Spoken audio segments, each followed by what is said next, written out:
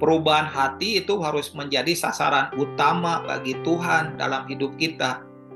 Dan menjadi target utama buat kita. Kalau kita nggak mengalami perubahan hati, maka semua yang kita raih, semua yang kita jangkau, semua yang kita alamin, baik dalam pelayanan atau bukan, baik dalam urusan atau bukan, bahkan apa aja yang dalam di muka bumi ini, itu akan menjadi sia-sia.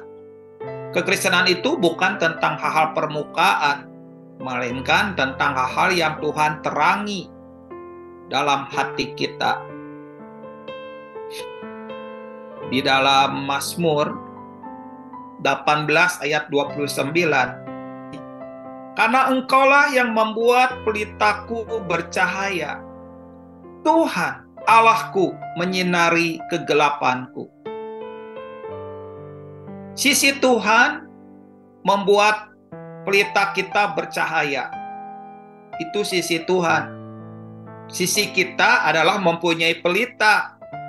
Pelita yang ada sumbunya, pelita yang ada minyaknya, itu sisi kita. Sisi Tuhan adalah Dia yang akan memberikan apinya, sehingga pelita kita itu menjadi menyala, bercahaya, menerangi terang tempat-tempat dalam hidup kita. Setelah pelita kita menyala, maka lihat, Tuhan akan bergerak dalam hati kita.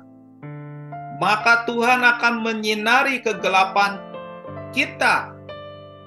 Di dalam hati kita itu sama seperti sebuah hotel. Katakanlah 10 lantai. Satu lantai ada 10 kamar. Berarti di situ ada 100 kamar. Mungkin lantai 1, lantai 2 sudah banyak diterangi. Ada banyak kebenaran, ada banyak pengetahuan, ada banyak lawatan, ada banyak sentuhan ilahi. Tetapi itu masih di lantai 1 dan di lantai 2. Masalahnya, di lantai 3 sampai lantai 10 itu ada banyak ruangan masih dalam kegelapan.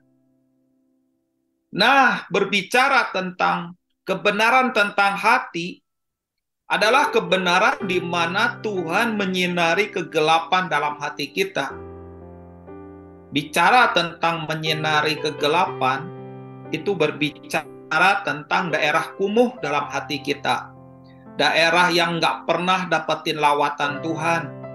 Daerah di mana tanahnya berbatu-batu keras. Ada banyak kekerasan, ada banyak kebencian, ada banyak dendam. Ada banyak kita menjadi orang yang begitu keras kepala, keras hati. Di dalam hati kita juga ada tanah yang berduri-duri, di mana hati kita penuh luka. Hati kita juga, orang yang terluka biasanya juga melukai. Dan itu menjadi daerah yang disebutnya adalah kegelapan dalam hati kita. Atau luka-luka waktu kita masih kecil.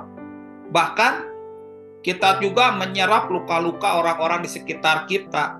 Jadi begitu banyak kegelapan dalam hati kita. Jadi ketika kegelapan itu, di mana Tuhan membiarkan pelita hidup kita menyala, dan Tuhan bergerak untuk menyinari kegelapan kita, wilayah-wilayah yang gelap, wilayah-wilayah yang kumuh, wilayah-wilayah yang miskin, wilayah-wilayah yang kosong, wilayah-wilayah yang tidak ada terang Tuhan.